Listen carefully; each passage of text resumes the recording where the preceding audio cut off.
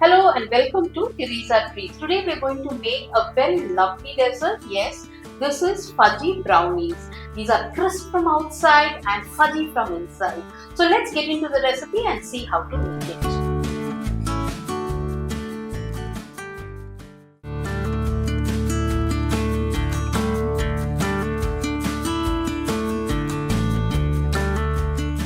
For our fudgy brownies, first let's beat the eggs thoroughly.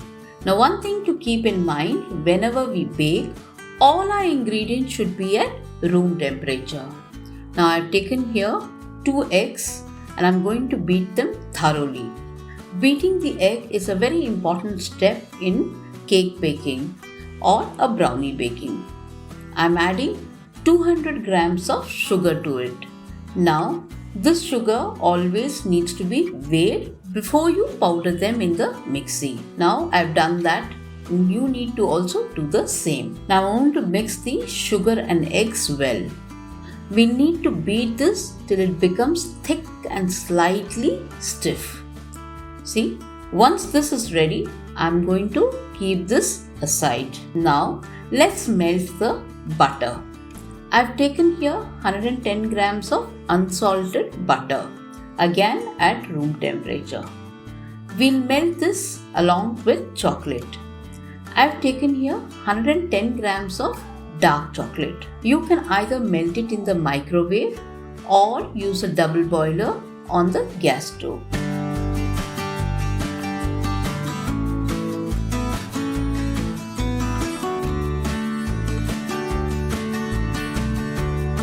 Now it has melted really nicely and has a smooth flowing consistency.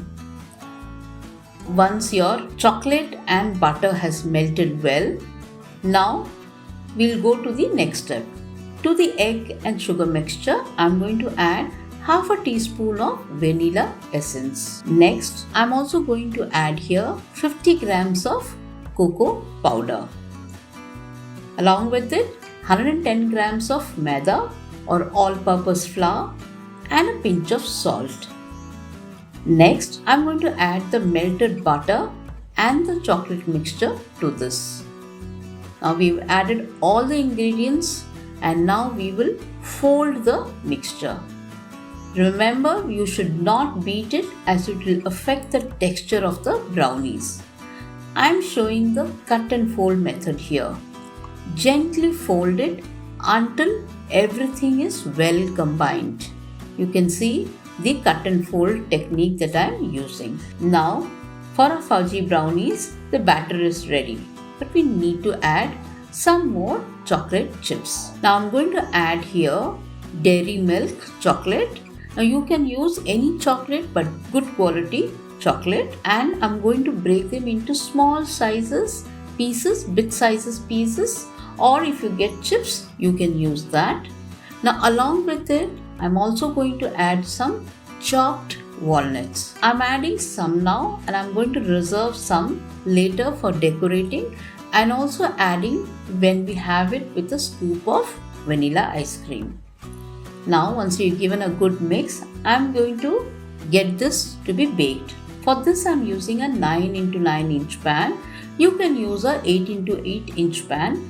I've lined the tin with butter paper and lightly greased it to make it easy to remove the brownies later. Now pour the brownie mixture into the pan and spread it evenly. And I'm going to decorate it with some walnuts so that really adds very good look to the brownies.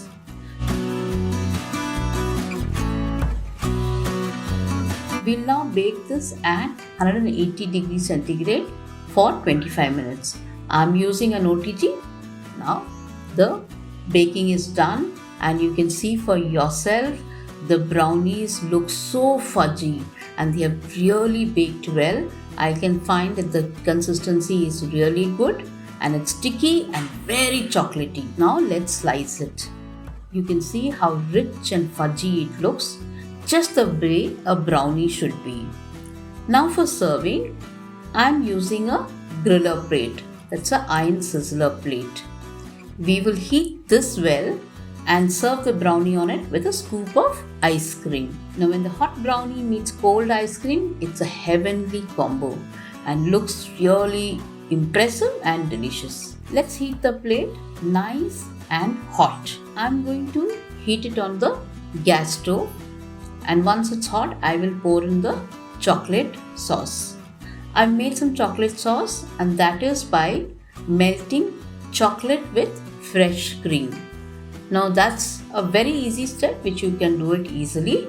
Now I've kept my chocolate sauce ready, and I'm going to pour about 2 to 3 tablespoons of that chocolate sauce onto the hot plate, and you can see how sizzling it is. Now once we have drizzled the chocolate, we'll immediately add a piece of brownie and load it with a scoop of ice cream. That's it. Our fudgy chocolate brownie is ready. Our fudgy brownies are ready. If you can exactly do the same as I have done it, you're sure to get the recipe, and this is a foolproof recipe. So do try this recipe and let me know in the comments how you liked it. And as always I say, you must always prepare with a lot of love. Share it with your friends and families, and I will see you in the next recipe.